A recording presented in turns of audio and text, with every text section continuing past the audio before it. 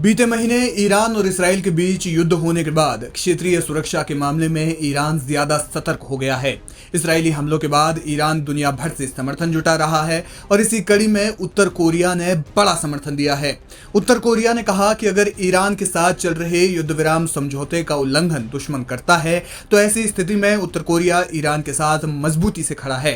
उन्होंने इसराइल और संयुक्त राज्य अमेरिका द्वारा हाल ही में किए गए हमलों को अंतर्राष्ट्रीय मानकों की निरर्थकता का प्रमाण बताया। दरअसल राजधानी तेहरान में उत्तर कोरिया के राजदूत हान सुंग-ओ ने ईरान की इस्लामिक गठबंधन पार्टी यानी हिज़्ब मोतालिफे ये इस्लामी के महासचिव मोहम्मद अली अमानी के साथ बैठक की। राजदूत हान ने इस्राएली आक्रमण के विरुद्ध ईरान के हालिया अभियानों की प्रशंसा की। उन्होंने ईरान के आत्मरक्षा के वैध अधिकार के प्रति उत्तर कोरिया के अटूट समर्थन को दोहराया। उत्तर कोरियाई राजदूत हान ने प्रतिबंधों और दबाव के बीच तेहरान और प्योंगयांग के बीच ऐतिहासिक सहयोग का जिक्र करते हुए कहा कि ईरान के खिलाफ ज़ायोनी आक्रमण की शुरुआत से ही हम ईरानी लोगों के साथ खड़े हैं।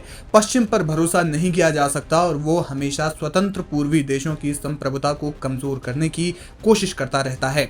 हम आपका महत्वपूर्ण संदेश प्योंगयांग में अपने नेतृत्व तक पहुंचाएंगे और किसी भी युद्ध विराम उल्लंघन की स्थिति में ईरान के साथ मजबूती से खड़े होंगे।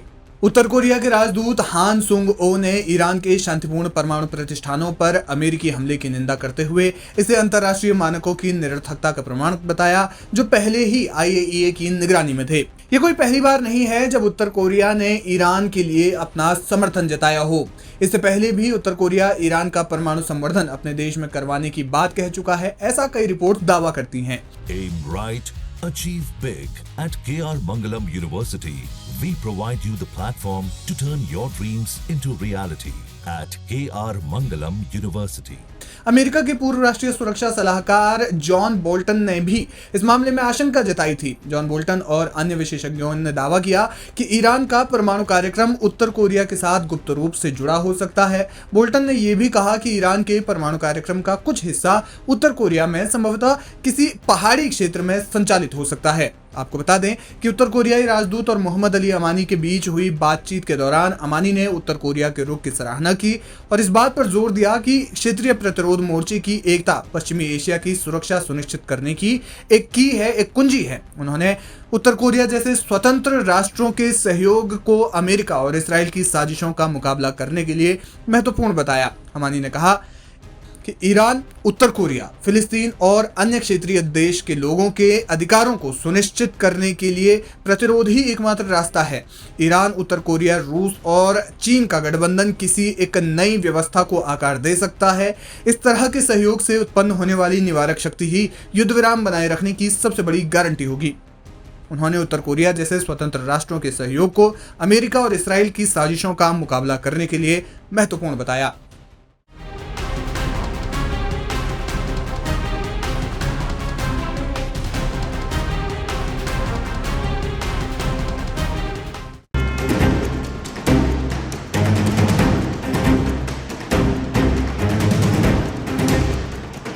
वार पर वार, एयर स्ट्राइक पर एयर स्ट्राइक, हमले पर हमले, वो भी इसराइल और अमेरिका के जरिए। और कोई हो तो ऐसा गिरे कि फिर उठना मुश्किल हो जाए।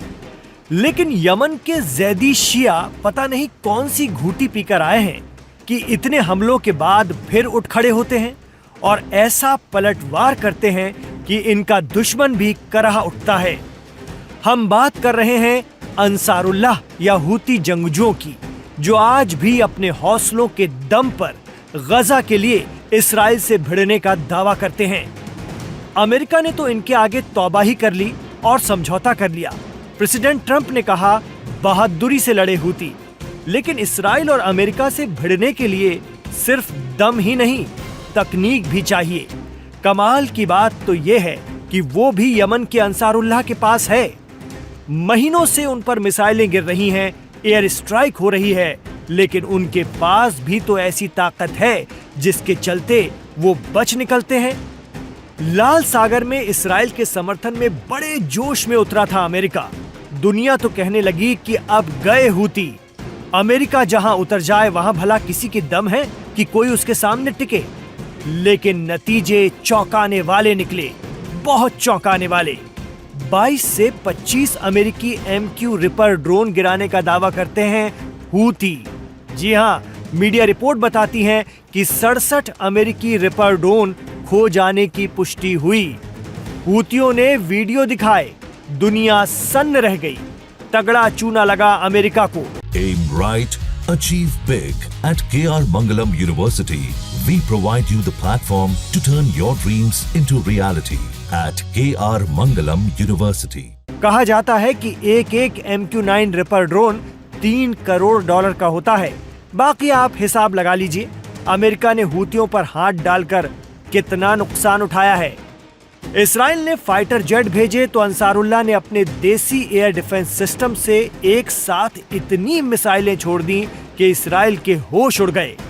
दरअसल हूतियों ने ईरान की तरह यमन में भी अपनी रिवर्स इंजीनियरिंग का ऐसा जलवा कायम किया है कि डिफेंस एक्सपर्ट भी दंग रह जाएं।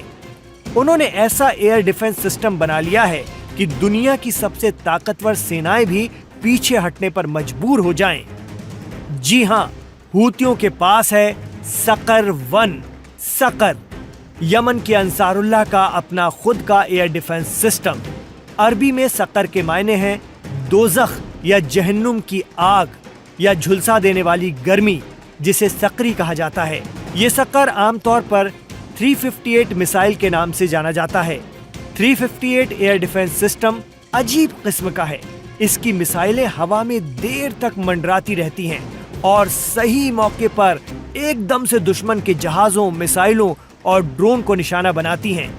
इस मिसाइल का टर्बोजेट इंजन इसे बाकी रॉकेट मिसाइलों से अलग बनाता है। 2019 में अमेरिकी नेवी ने इसकी पहली झलक देखी थी, जब वो एक जहाज से इन मिसाइलों के पुर्जे जब्त कर पाई थी।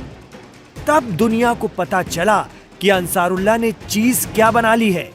मीडिया रिपोर्ट बताती है कि सकर-1 air defence system Ansarullah military ने रूसी मिसाइलों को रिवर्स इंजीनियरिंग के जरिए डेवलप करके बनाया है। उनके पास रूस की पुरानी एयर टू एयर मिसाइलें थीं, जो असल में MiG-29 जैसे फाइटर जेट से दागने के लिए बनाई गई थी। लेकिन अब हूतियों ने इस मिसाइल का काम ही बदल दिया है। उन्होंने इन पुराने हथियारों को ऐसा मॉडिफाई किया कि अब ये सकर-1 एयर डिफेंस सिस्टम की शक्ल ले चुके हैं।